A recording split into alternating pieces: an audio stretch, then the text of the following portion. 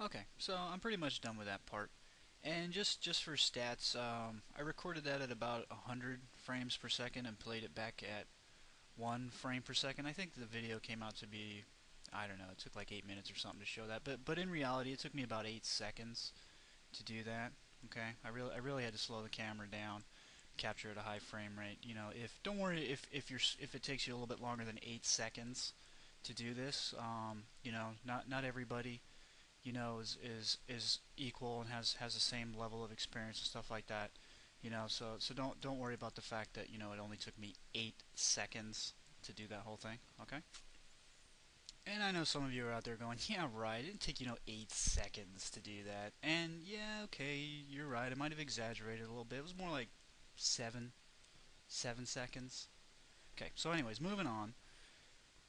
We're going to do the next part. And the next part is going to be the base specular layer. Now that our edges are highlighted, you can see I've actually hid this. I'm not using it yet. I'm going to start worrying about how it actually is all blended together in specular in a moment.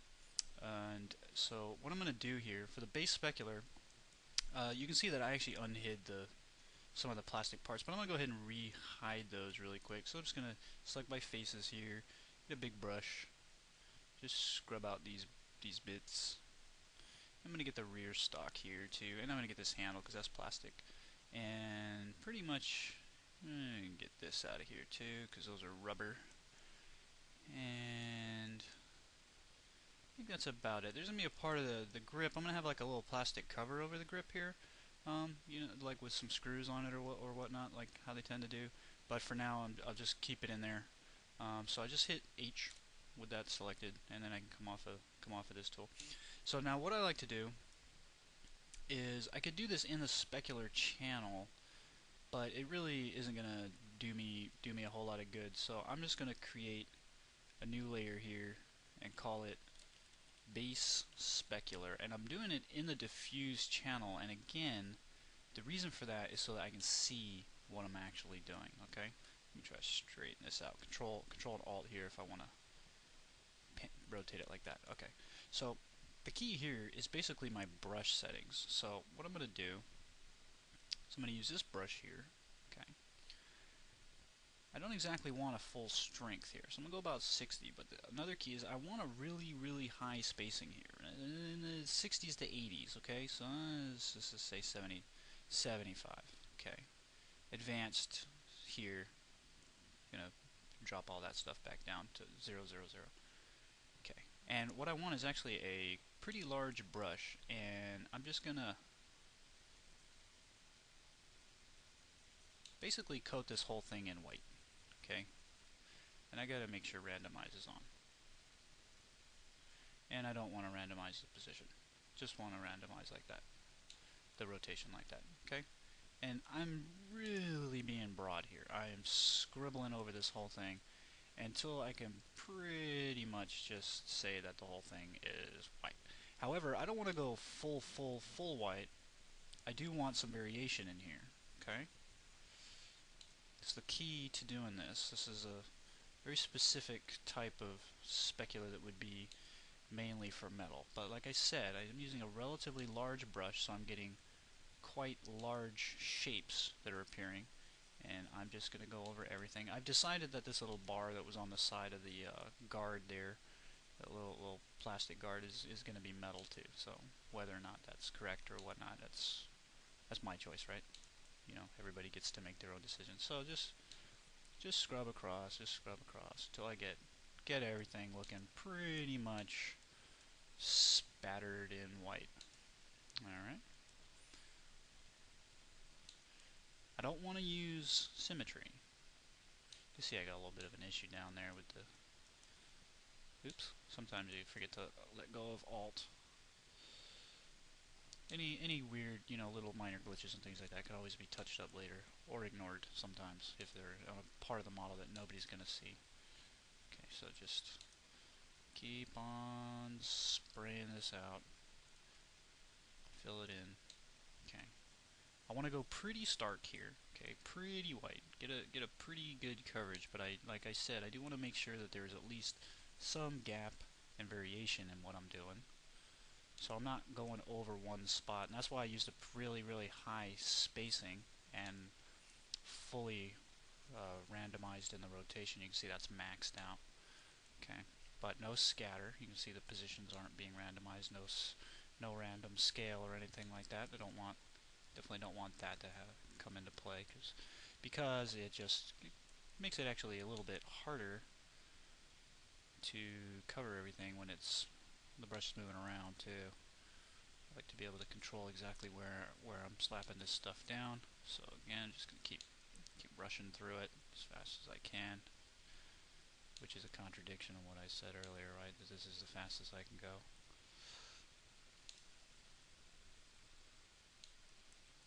The other thing is don't always take everybody's word for what they're saying, right? I mean, obviously, hopefully I made that point a little bit ago.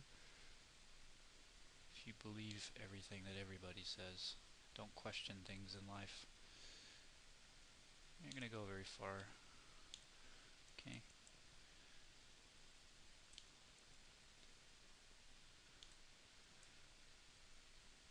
And with that said, if I were doing this at my real speed, I'd have been done yesterday. So I'm just going to go ahead and get this whole trigger and grip and all that stuff too.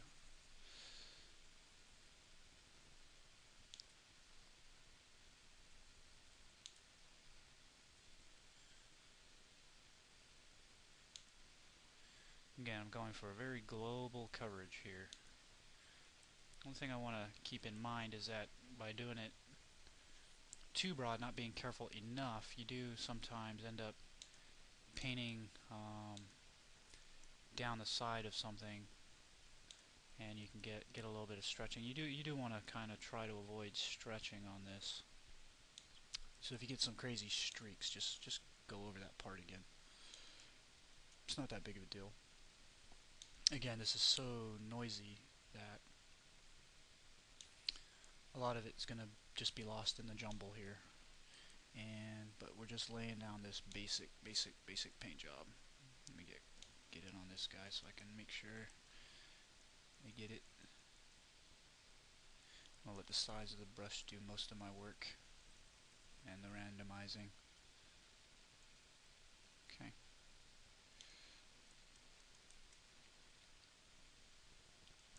Now what I want to kind of do is just down the middles a little bit, just fill it in just a hair more, but not going, I'm going to show you, I'm going to go too much here, okay? That's too much. You don't want to do that. You don't want solid, okay? You want to keep it noisy.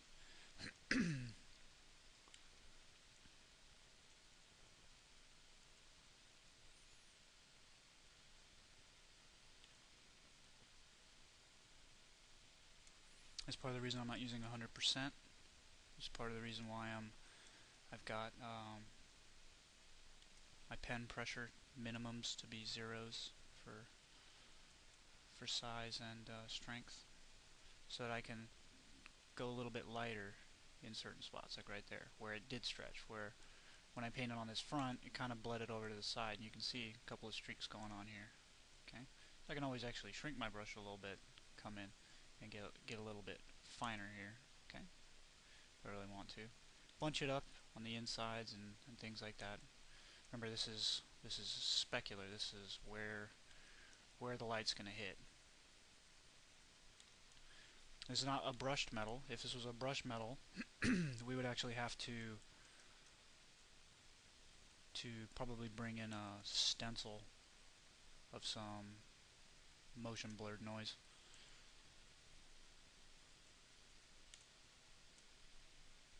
I want the nose, the tip here, to be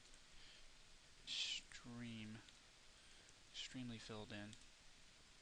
But again, trying to avoid never having any real patches of just full-blown solid white. Okay. This layer is actually not going to exist in the diffuse at all. I'm painting it in the diffuse so I can see it. There's actually a trick to do it. If you wanted to paint it on the specular channel itself, all you got to do is just turn your gloss to 0, and it'll look pretty much exactly like this because there's really no lighting change when you got your gloss to 0. Every part of the surface is picking up the lighting equally.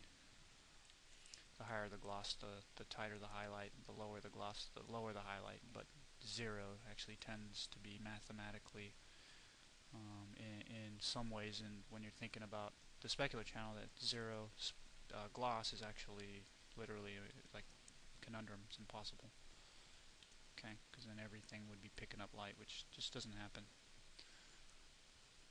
Okay, so let's just call that a good layer. Now the trick is to actually come in, and you can do it two ways. You can hold control and you end up with black. Okay, color would be black, or you can just pick black so you don't have to hold control. Then what you do is you don't hit the edges. Okay, you just get the broad surfaces. And again, I'm going to actually tighten up my spacing a little bit, more like 50, 55 or so I can do this a little quicker. Try to avoid the actual physical edge. This is almost like reverse edging, but on a much, much, much broader scale, larger scale, and going across the whole thing. Okay? So you can see, let me check my randomizing. I'm actually going to give myself a hair movement. Break it up a little bit more. You can see that's looking pretty nice.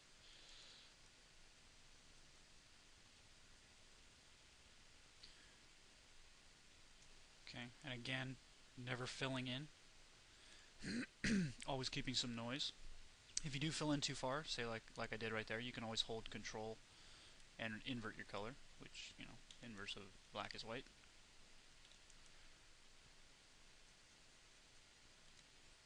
Just avoiding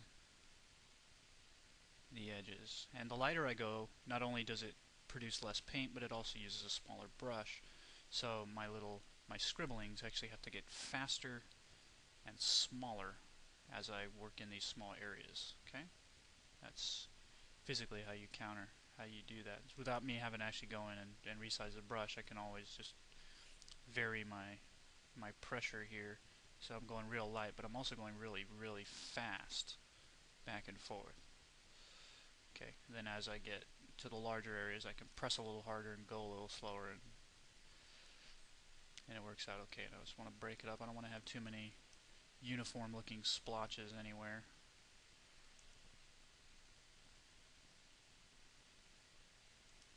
And again, I want to miss the edges. Okay, you can see that there's white right along there. If I wanted to bring it back, I can just hold control and bring a little bit more back there. Okay. Without holding control, I am painting black. I'm not erasing. I'm painting black. That's important here. Okay? You don't want to just erase it. You want that dull factor to actually play on your lighting. If you just erase it, it's whatever the specular value is underneath. Okay? That's not our goal. Now here, where it's a little bit larger, I can grab a little bit of a bigger brush. And I tend to scrub kind of crosshatch sideways from here to like here to here to here, instead of going straight down the middle, which tends to be a little bit more uniform. If I do it cross-hatching, I can make a longer hatch and a shorter hatch and a longer hatch, you know, and just vary that easier, almost like a oscillating wave, you know, like a heartbeat monitor or lie detector type thing. Okay? And I'm really just letting my hands fly here. I'm in control, but I'm not overly controlling this. I'm making sure that I'm staying loose, and that's another big key to this. Okay.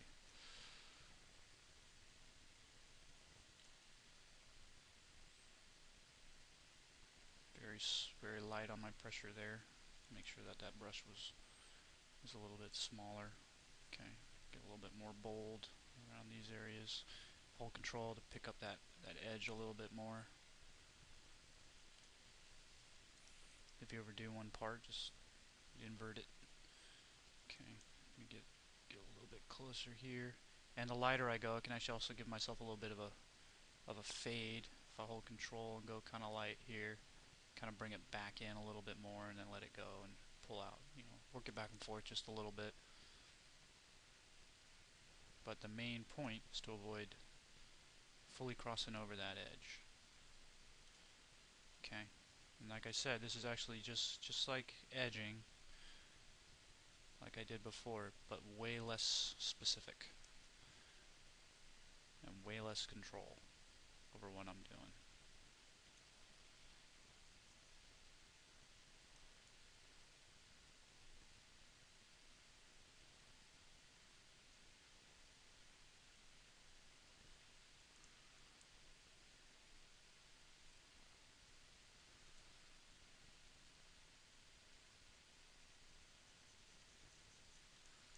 Not much more I can really say except to just go through and do this. This is actually, this process right here is too fast in general, too broad really for me to worry about going in and time lapsing it. It would just be over in a flash. It would be done in a second. Especially if I slow the camera down to my, so it picks up my normal speed here, which is superhuman. Stan Lee approached me once, wanted me to go on his weird show and saying, he's like, I would have an idea for a superhero. I'm all, you mean a guy who can paint a model in 1 second? He's all, yeah, wouldn't that be great? I'm like, no. That would be stupid, Stan. You're reaching, pal.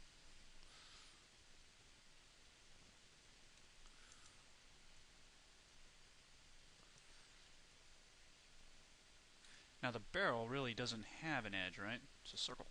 It's a cylinder. So I'm just really gonna pretty much break it up. That's all I'm gonna do. Just break it up. Now there is kind of an edge here, so if I just pull out the front and then kind of pull out behind it a little bit with the blacks here, and leave this little ring, this little edge right here, intact. You get a little bit of a nice, very faded highlight out of there. Now this has an edge, so I can just go across and avoid it.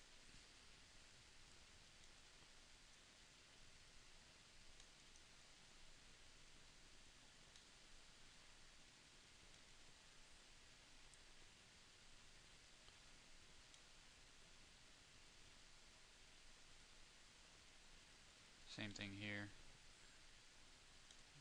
Keep a little bit of build up in these inner corners. The thing also about doing this base specular is that you actually take into account the inner corners and the outer corners. Okay, convex and concave. All right.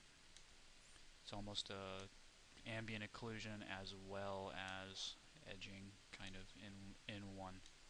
All right. Just want to avoid these. You add, like I said, you can hold control at any moment and put it back in if you miss it, like I did here. I kind of broke it up a little too much.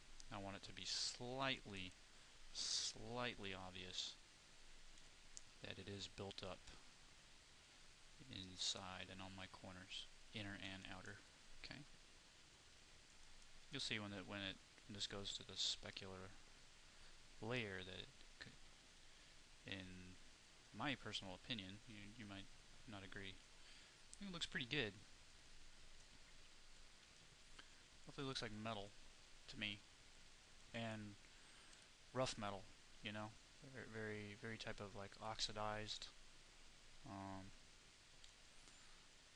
very kind of weathered and worn. And this is not the final touch. There's more to it. We add actual scratches, which I've actually cheated on that because after doing so many weapons, it got to be a little bit too laborious. So what I do is I just have a stamp, not a stamp, but a stencil for it. I just kind of blast that over the whole thing, and it works out okay. And I tone it back a little bit, and it works good. Now, like I said, you could see how some of my original edging is actually getting lost. The other thing I want to keep in mind is that we don't actually this layer doesn't come in at full 100%. I'm gonna go much larger here. It's a much broader surface. And like I said, you can see how I'm missing the edges. Okay, if I hit them, I just bring them back and then hit it again.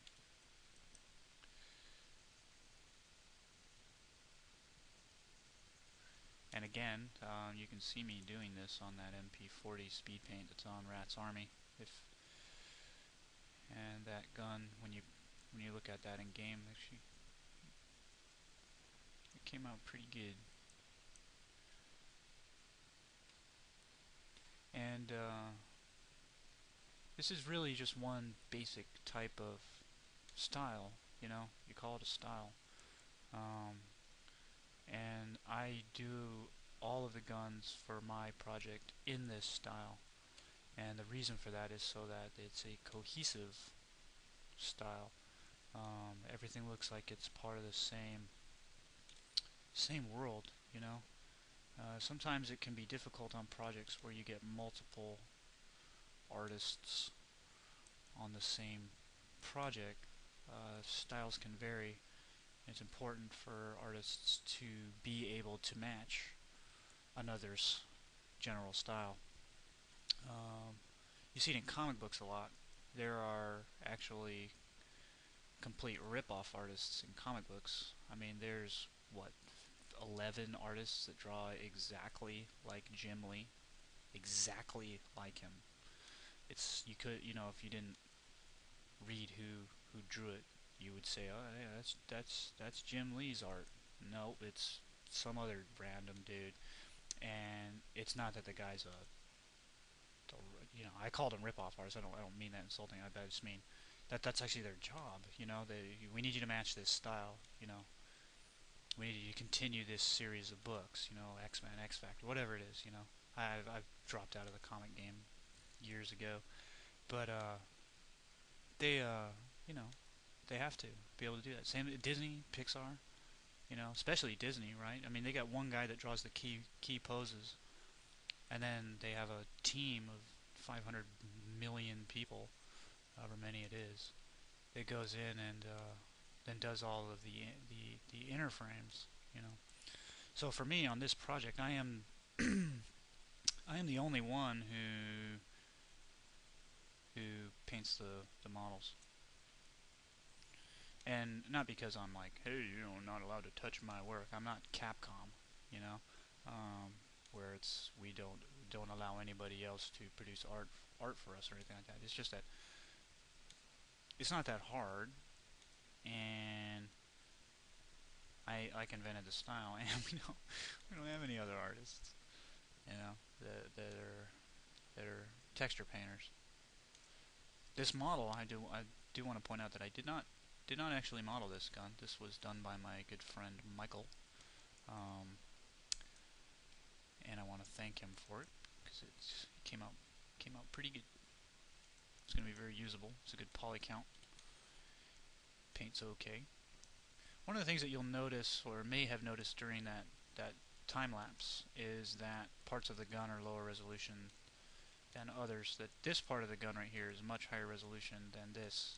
Textures here are a little bit more blurry. However, that was done very, very, very deliberately, as I pointed out in the introduction. If you didn't actually catch that, done on purpose because this part of the gun is closer to the camera.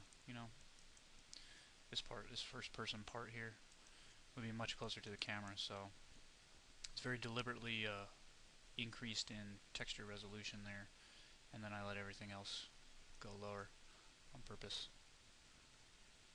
And the ammo box, which I've hidden, will be cloth, and that is actually the highest texture resolution because it's not as noisy of a texture. It's a little bit more specific. It's exactly burlap, and it's a fine normal map that needs to go into that guy. So it's important that it have some atlas space in the texture. I'm gonna get a little bit bigger brush here. It takes a little bit longer to actually go in and pull out of this than it does to globally add to it. But we're actually getting to the point where I'm about done here. Okay, just keeping a very kind of subtle, wide, fat edge here because it's a curve. Okay, but I do want to kind of highlight an edge there. Alright, let's just call it done, because it's actually pretty good, pretty close. I could probably tone that back a little bit more. Alright,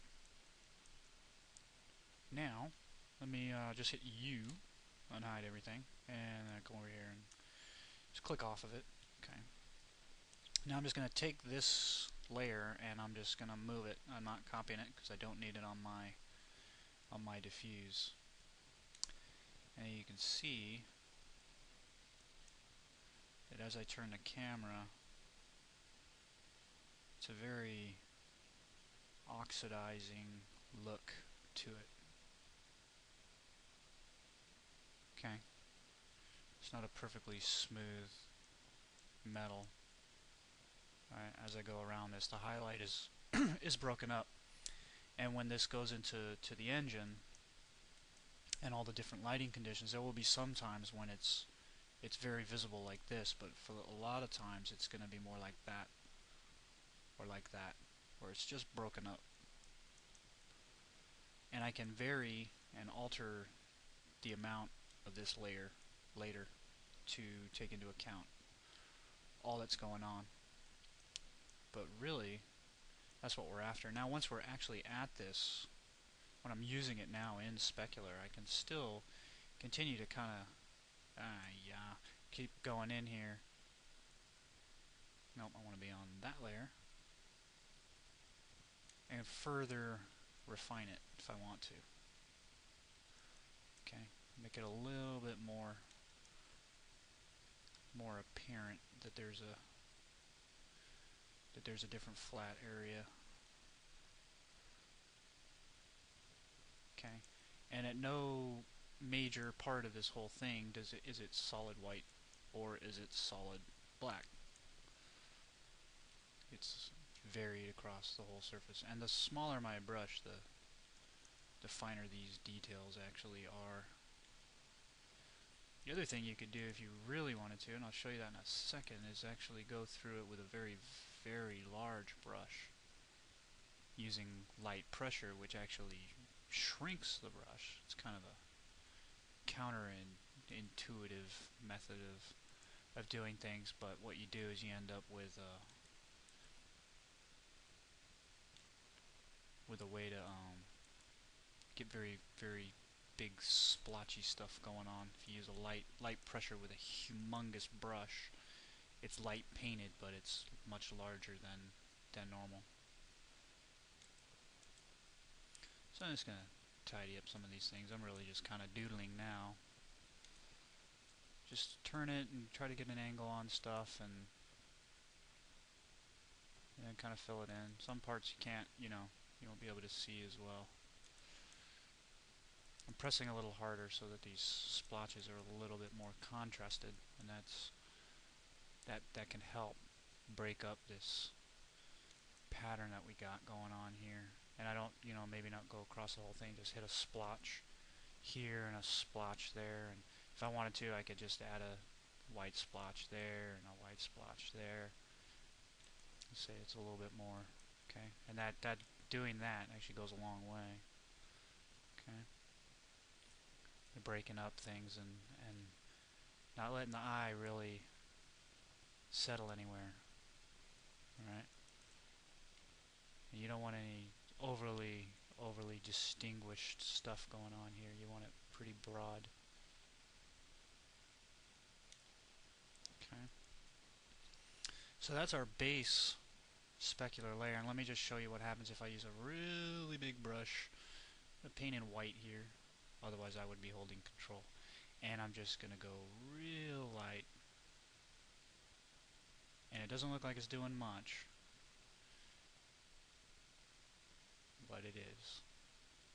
Okay, it's slightly evening it out. But at the same time, from really far away, if I were looking at this, it's adding a couple of very large shapes. If you almost, if you look at it from far away, real real metal like this. This is a little bit easier to tell here. Um, it's almost like you have like these like weird like chip shapes. They're actually pretty geometric in fashion. They're not very organic at all. And this brush actually is pretty good for that. You could switch brushes if you wanted to. Say like right here, if I go real obvious, you know, that, there's a bunch of spots, but really it doesn't really look all that incorrect. I've seen metal that is literally just covered in circles. You know, for real, I've got rusted pieces of car parts and things that I've seen, and old bits of metal and stuff that really do have these geometric type shapes in their lighting, in their pitting, I guess is what you want to call it. So if you're going for a very very specific piece of metal, just look at it, turn it, get it under a light, and turn it. Try to pull out some of those shapes. I'm just hitting it with a couple of random hits here, just to further distinguish these things, or distinguish them.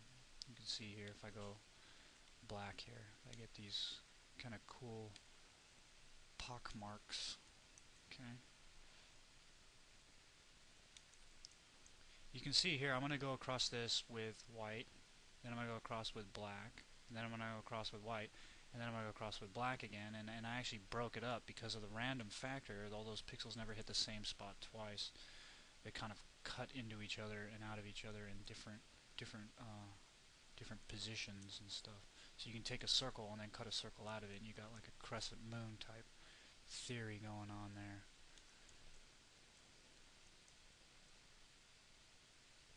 So let me enlarge that a little bit, and then real big, and go real light, because I don't want this to be too much. I definitely do not want to cover it in a bunch of circles, just say, oh, look at that. I want to let the system help break it up. And I could probably use some down in here. Scrub that out a little bit.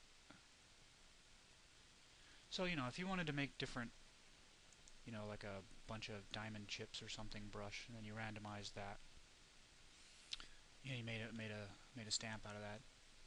There'd be 1,000,001 uses for it, so go for it, do it. The only reason I'm not using all these crazy stamps and stuff is because for a lot of stuff you can pretty much just use, what's here. Using the right kind of variation, the right kind of stroke technique, you make it work for you, There's enough of these weird random shapes here that you can pretty much get away with it. I can switch it again, which seems to be a little bit broader, a little bit fuzzier, and help out like that. I can also turn off smooth shading, and that actually helps in a lot of ways. You see I get some weird artifacts and stuff, whatnot, but for the most part it's okay. And yeah, it's not smooth, but it does help see some of these flat edges. This stupid box is in my way, but it's not hurting me, so I'm not worried about it.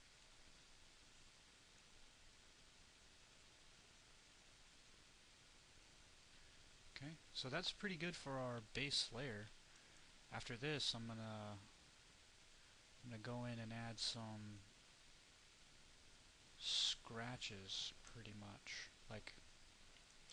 And when I say a scratch, I mean like this.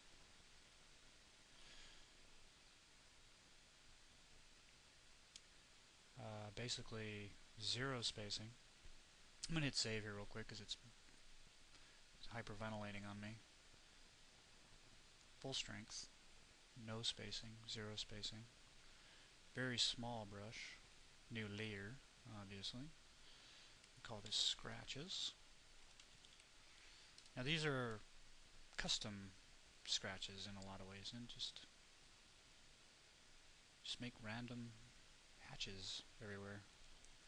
And this is going to go a long way to tying the gun together. People tend to, their eye tends to see this, and you can go opposite too, black and white.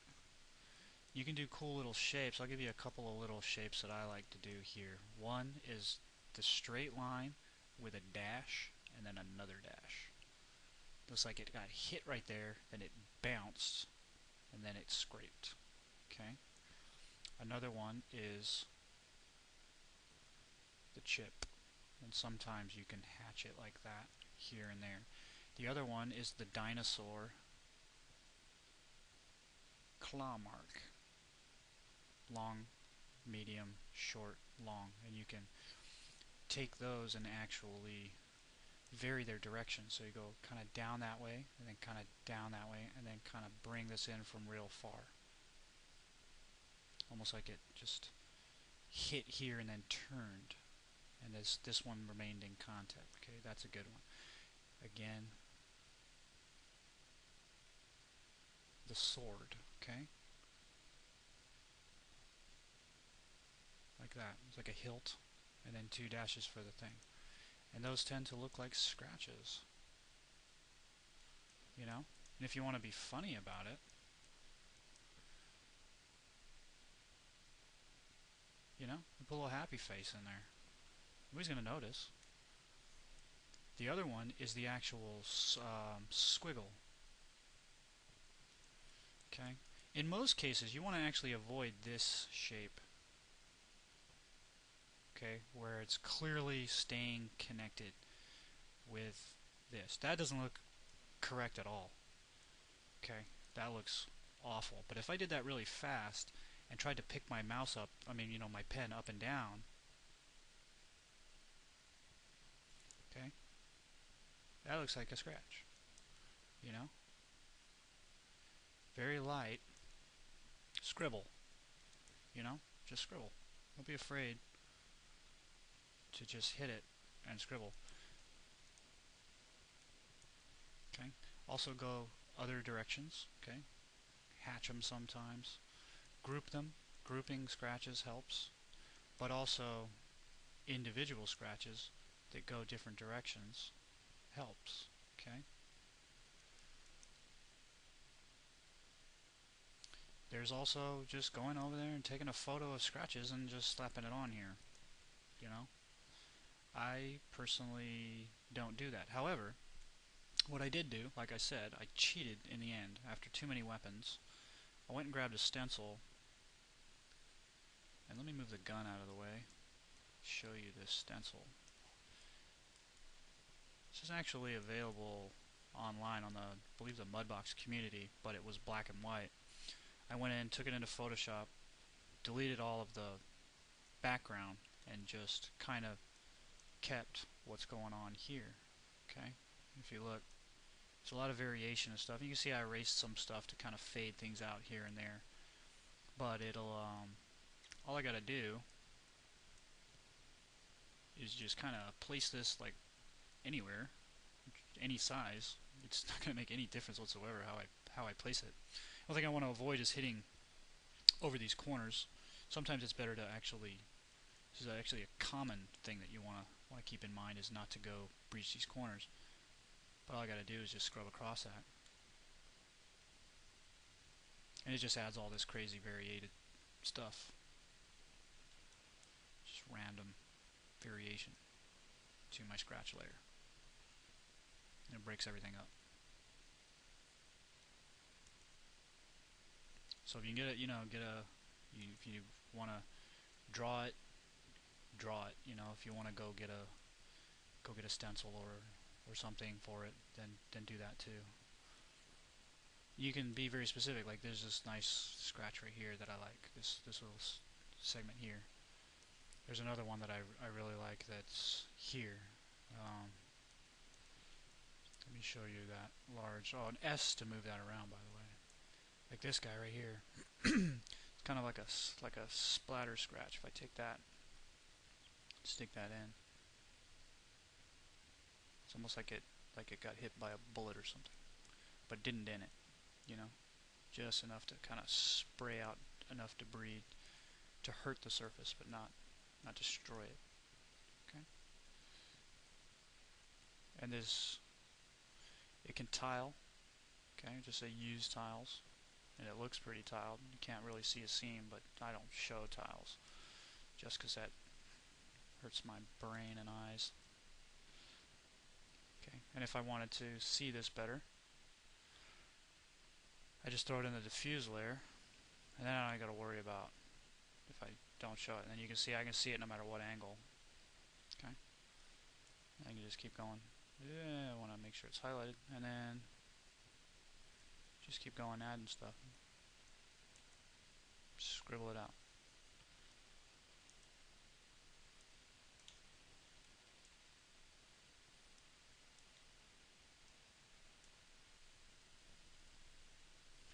And when I'm done, I just throw it back on the specular layer. And in most angles, it's not going to be completely visible, but when the lighting passes over it, it will. And the cool thing is that, you know, in a video game, not a still render, it'll hold up in a still render, but you might want to tune your lights, you know, to be highlighting the right area and stuff. But in something like a game or a movie, these things tend to be in motion. So these details and stuff, they just fly by. They hit the eye for a second, just enough to half register that there is something there. You know, you gotta play on the mind a little bit, prey on it. Okay. It's not really even trying to cut a corner. It's literally trying to make sure that you know there's a little slight bit of psychology, even as inane as it might be. It's still there. It's in the back of your mind. You just want to kind of catch the attention for a second. You don't want to hold it. If you do hold it, they might inspect it too closely, and they might find fault. And in the end, just the fact that they even attempted that might be enough for them not to like it.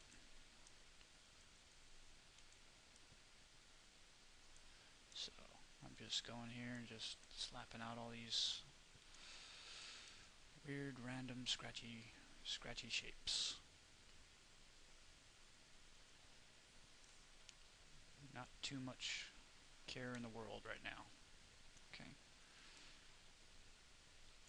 I don't care if it bunches up. I don't care if it's too sparse. I don't care if it's doesn't match the geometry exactly.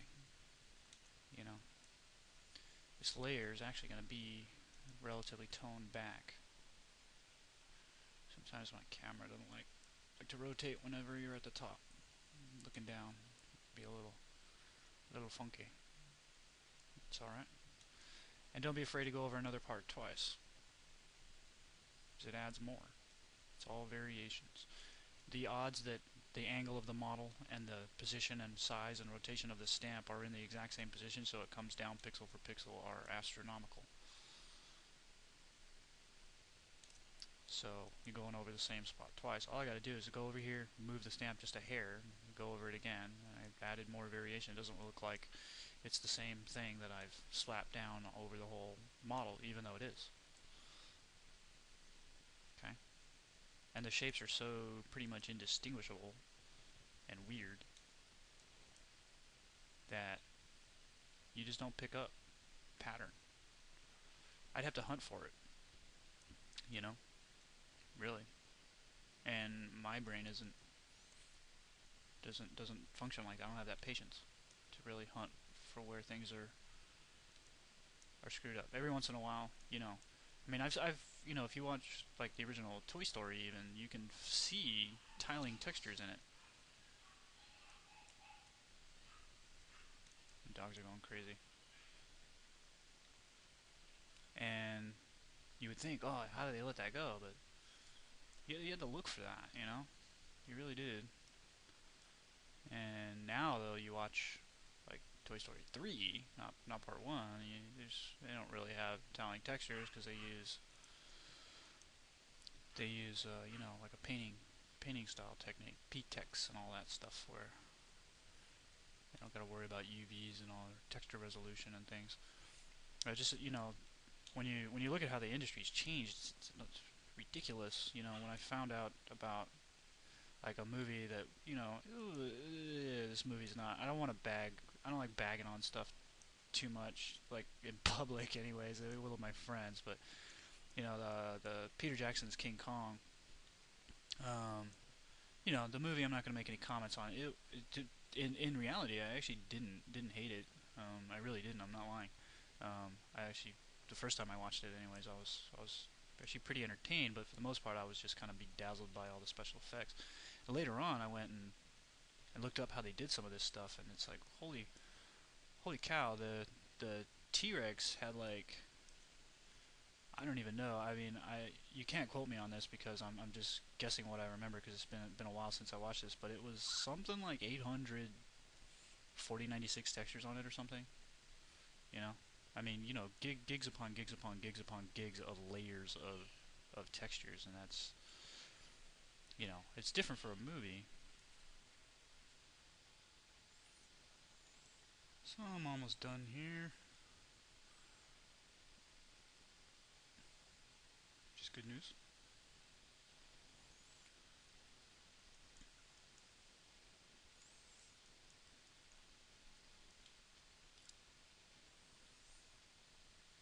Kind of try to maintain a little bit of the same scale here. I know it's a little up and down, but whatever. Isn't going to hurt anything, and the fact that there is some variation in the size actually going to help. I don't want to hit this plastic guard. That's the only hard and fast rule I've got going for me right now. Plastic guard does not get highlighted scratches like that.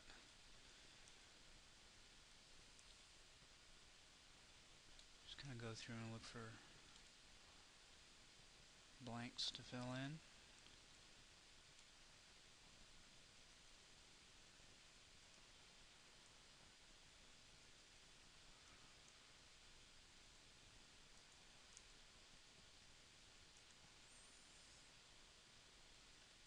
Then you want to turn the stamp off, sit Q, and take a look at your model and say, okay, it's missing there. Oops, hit Q, and then okay. Simple.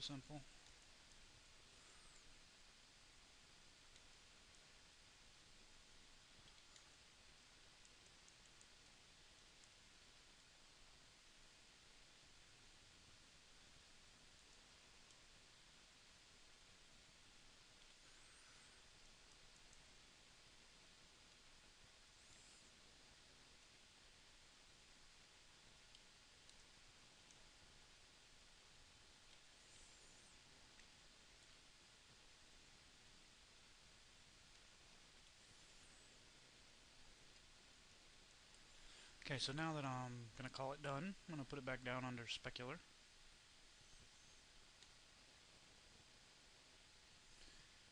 And I can pretty much just tone it down. Yeah, about 30. And it's just in there. Very, very subtle little breakup. Okay. Of these random scratching shapes. Okay. It helps, but it's not. It's not gonna blow anything out. Okay. And again, it's only in the specular.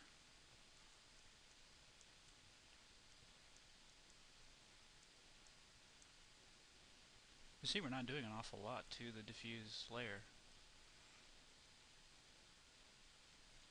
However, we will be in a little bit because I'm going to add dirt. And dirt actually cannot just go in the specular, it needs to be dirt colored. You gotta remember our specular, now this doesn't have to hold true, but the way I do specular is I create it so that it's an alpha channel of my diffuse texture. So it's black and white. And if I need to pull the color of my actual diffuse into it inside of the engine UDK, I do a add or multiply to get that color, and then boost it based on the alpha channel on these values here. Okay. If you did need to have specular color, then you would just save your specular map out as a completely separate texture and bring that in. You know, no big deal. The only difference is you'd have extra texture. And if you're dealing with, you know, really large textures, that might be a bad thing. So now that I've done that, I'm going to call this, I'm just going to leave the name. I'm going to call this next layer that I'm going to create here, gouges. I don't even know if I spelled that right. Whatever. I don't care. It's only for me, right? And I'm going to use a paintbrush. And I'm going to go back and actually redo what I was doing before with the more apparent scratches. But I'm not going to do all that many. Okay. These are just a couple of really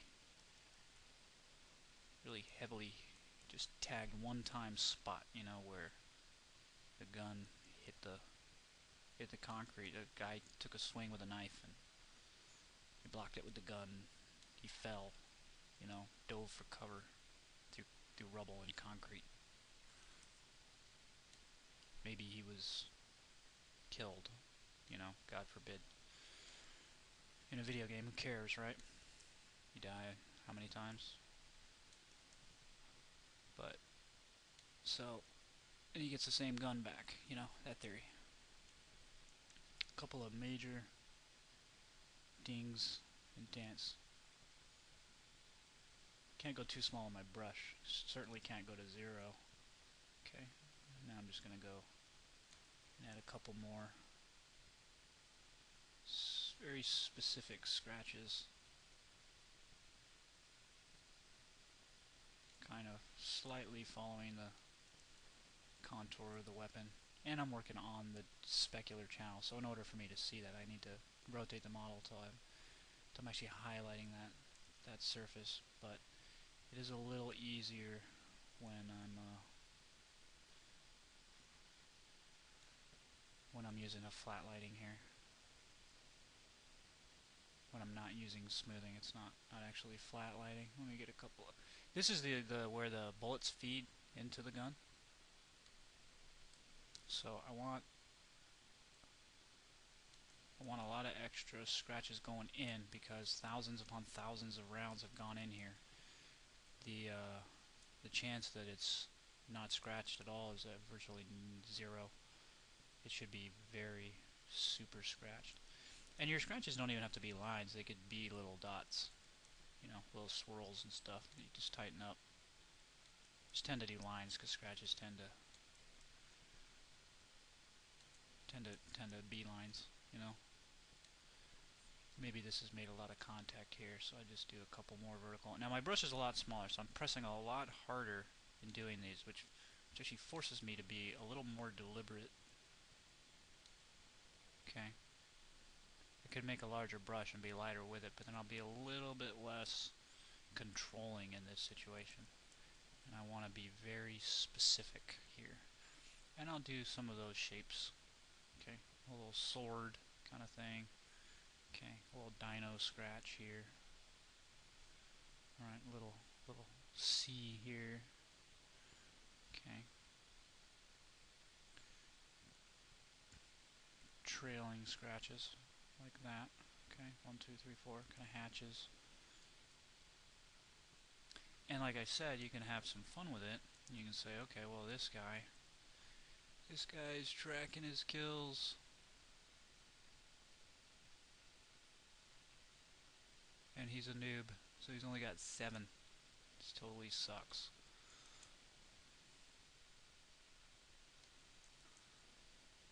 Okay, this is going to be a pretty heavily contested spot versus the universe. Okay, so every time he jumps down to prone, puts the gun up on something, it's going to hit the bottom of the grip. Okay, so I'm putting a lot of scrapes and scratches down there. Now, I haven't even touched on the actual grip yet. What I'm going to do is I'm going to layer over that later, cover everything that's going on there.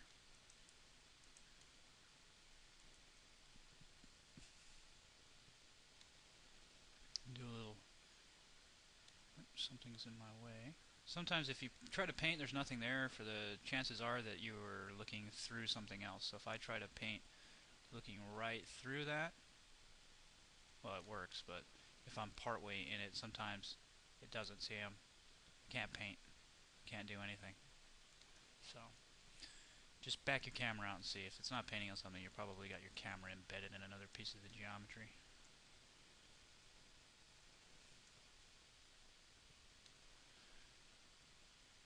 Scratch that up a little bit more, scribble it out.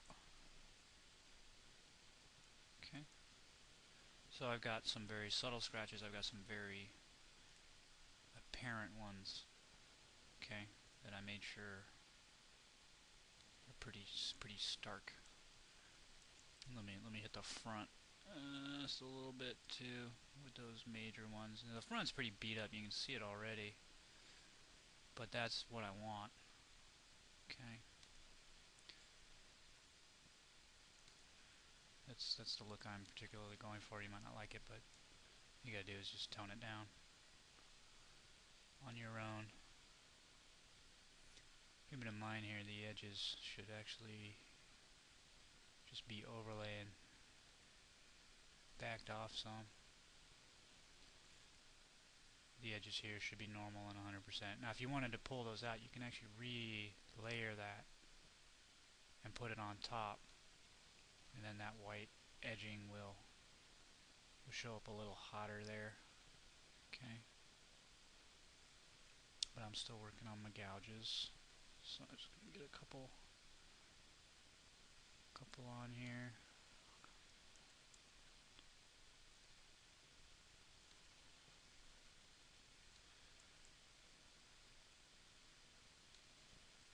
Down on the bottom, just going to have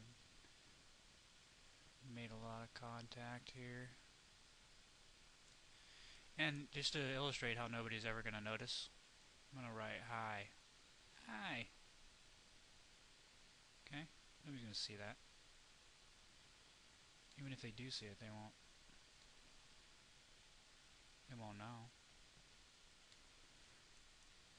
And anybody who hasn't watched this video that somehow manages to hack through your files, take your gun, use it in their project, you can say, hey, that looks a lot like mine. So what do? You hack through their game, open it up, and see it says hi right there. Boom. Lawsuit. You're going to jail. I'm going to ship you off to Mars and do hard time with Quaid.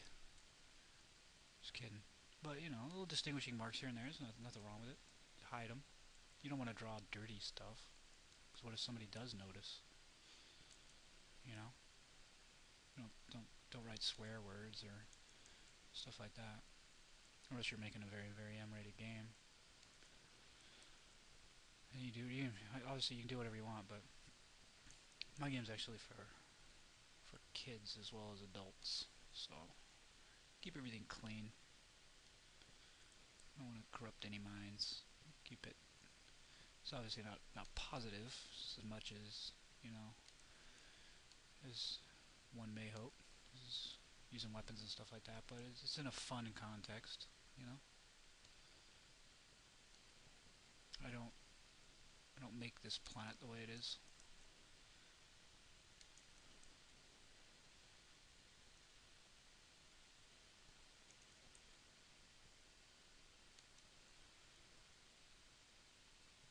So I think I'm good on those gouge stuff and whatever. Okay.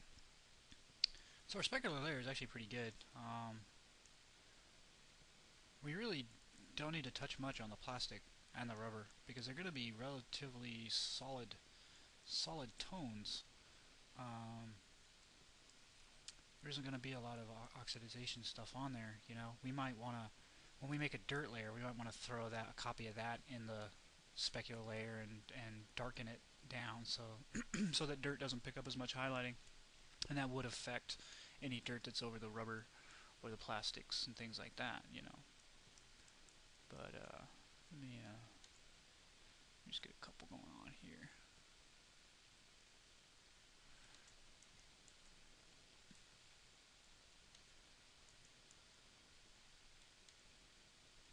Sometimes one of these items, you know, can be turned. I'm gonna add a little bit of scratching going around where it's just kind of rubbing every time it gets used, type of thing. The bases of these like cylinder type things, assuming that they can move, can add a little bit here and there. You can kind of just scrape around in other places like that, you know. Maybe bring in a little stuff in some of these corners. Just scribble in random directions. Maybe, you know, highlight some of this stuff. If you wanted to keep going with it, you know, there's all kinds of stuff you can do, and you can always, you know, if you overdo it, it just feels completely overdone, then you can always back off the layer and do a new one, or just erase parts, or really, you know, whatever you want. Nothing has to go to waste. You know, everything can fit in if you balance it out right. And we do take this into Photoshop at the end, so we can always do another layer of managing our stuff out there.